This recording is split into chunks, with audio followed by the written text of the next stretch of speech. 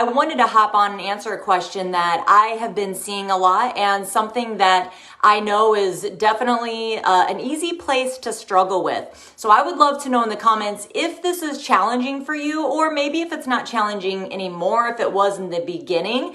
I think sometimes, even if you're not a new teacher, it's still a challenge. So let me know in the comments if it is a challenge for you, or if you're scared about teaching multiple levels in one class. And I'm going to talk about the thing that I definitely want you to stay away from as well whenever you're teaching a yoga class.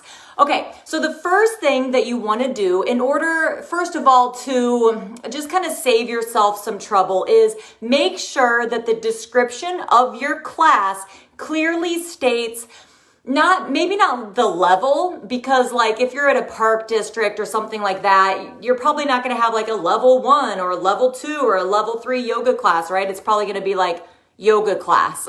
So in the description, what I like to do to ensure that people that are in similar ranges of mobility and accessibility are in that one class is to put in the description, must be able to be on their hands and knees and get up and down to the ground easily. Okay, because when people can do this, at least they can do that, and it's so much easier to teach the remaining levels. Because if you have somebody who has to be in a chair and then you are trying to teach a vinyasa class, like it's not going to work, and it's going to be so challenging to do that. So then that way, at least if in the description you had it listed out correctly, then you could be like, this really is more of a fit beginner class. It was a prerequisite to be able to get up from the hands and knees. It's totally fine if you want to stay for the class today. I'd love to have you. Just know that you might need to modify or, just take breaks whenever you need to, things like that. And then maybe you can direct them into the more appropriate class.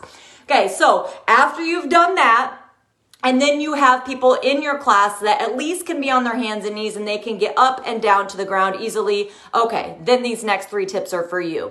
So the next thing that you want to make sure is that you are always giving the easiest variation in the class that class needs. Okay, so let's say, for example, that you're teaching pyramid pose. Okay, so pyramid pose is a really challenging pose. Forgive my outfit, I've got my slippers and stuff on. It's fall weather here. So pyramid pose is like this, right? And so if you're teaching like a level 3 class, or for you might be able to do this, but you're not going to be teaching it that way in an all levels class, right? Because most people can't come here with good form. So instead, you might say, bend the knee, come forward, place the hands on blocks. Okay, then from there, how do you take it a little bit further for the people that need it? Well, you can say, tip the pelvis forward, right? So the tailbone's not tucked under. Tip the pelvis forward or lift the tailbone. That's an easier cue to understand. Draw the chest forward and the shoulders back, keeping the spine long. Now, if you can keep the spine like that and straighten the leg, then you could do that. Right? So then that helps you to teach this level of person that needs their hands on blocks with the knees bent. Then it also helps you to go here. Then you could say, if you need to feel more sensation and you can keep your spine straight, then they could bring their hands down, right? But it's like you're giving them the parameters from which, like, you can only go here basically if you can do this, right? So if you can keep the spine straight and you need to feel more sensation, then you can take it here, right? So this is a very empowering way to teach, because you don't want to say, well, in my opinion, I don't ever say this. I mean, maybe I slip up sometimes, but you don't want to give the harder variation and be like, if that's too hard for you, then back out of it and do this.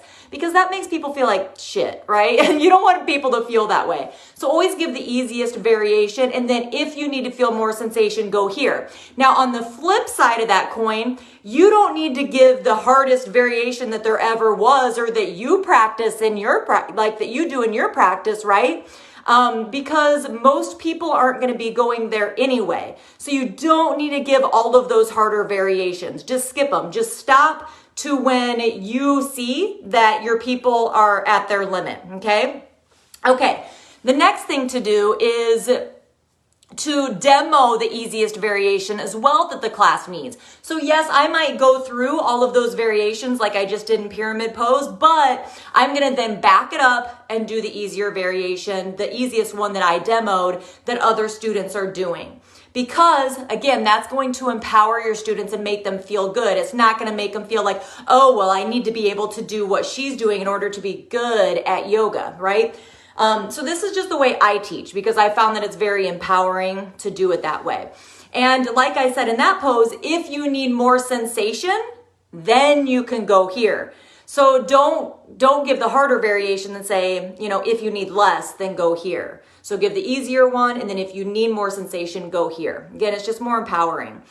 And then something else that I like to say is if you take this pose further in your personal practice, feel free to explore those options now. So you don't have to give like every single variation of that pose that there ever was. Let's say that you're in side angle pose, right? You're in this one. And then you know that there's people in class that can do the bind, right? But if it's an all levels class, you don't want to like freak people out, right? So you might go here, first variation, here's the next one. Okay, maybe they come here, maybe they bring the arm overhead. And so instead of giving all of those crazy hard variations, you can just say, in your personal practice, if you know how to take this further, go ahead and play around with that now or something like that. Okay, this is the thing I said in the beginning that I don't want you to do. And I've been guilty of it as well. So I don't know if you've ever taught a class, let me know in the comments if you have, where maybe they're all kind of more beginnery type of students, right? I just made that word up, beginnery. And they're all, maybe they're fit beginners, things like that. But then somebody comes in that you're like, oh, damn, this person knows what they're doing, right? And they've got good form and you could just tell they're like in really good shape and they, they're very flexible and strong. And then you start to freak out because you're like, oh my gosh, this person really knows what they're doing. And then I don't know if it's like a conscious thing or what, but for some reason we start teaching to that person. Okay, so again, this is where the description comes in because this is not a level 3 class. It said it in the description. It's not a level 3, right? So we want to maintain teaching to the people that your class was described, that fits the description. You're not going to have this whole group of fit beginners. Then you're going to teach this one level 2, 3 student that walks in. Because then all these people that signed up for the class that came because of the description and, what you've been teaching or whatever over these last few weeks, they're not going to get anything because you're teaching to this one person. So don't let that one more physically advanced student come in and let you completely get derailed. Give them, the options. Hey, I can tell that you've been practicing for a while. Feel free, and you can go over to that person. Feel free to explore the more advanced options, but I'm going to, teach to the more beginner level student because that's just who this class is generally for. Something like that, so that you don't have to freak out because of that one student. All right. I hope that these tips helped. Let me know in the comments. Thank you so much for being in this group. Have a great day. Bye. Namaste.